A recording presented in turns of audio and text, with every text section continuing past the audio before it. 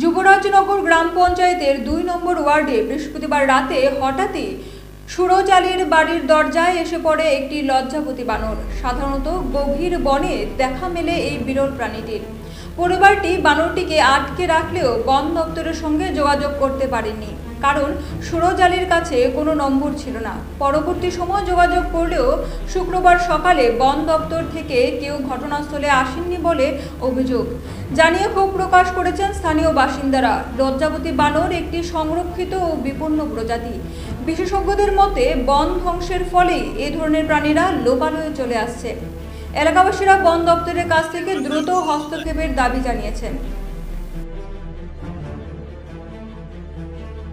বাড়ি কোন জায়গায়? কেন ঘটনা হয়েছে কালকে রাইতে 10টার দিকে আমার এখানে ওই গোড়টাকে বার হইতে দরজার মতো দেখি একটা বাদরের মতো কি জিনিসটা চিনি না আমি, ওটা গরু ঢুকার চেষ্টা করে। এরপরে আমি এটাকে দরিয়া রাখছি।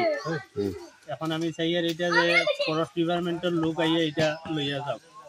ফরেস্ট ডিপার্টমেন্টে খবর দিছেন না, এটা তো লাম্বার জানি না, তারা যোগাযোগ করতাম পারছি না। আচ্ছা, এখন যোগাযোগ করবা, আপনি করিয়া দিব ফরেস্টে।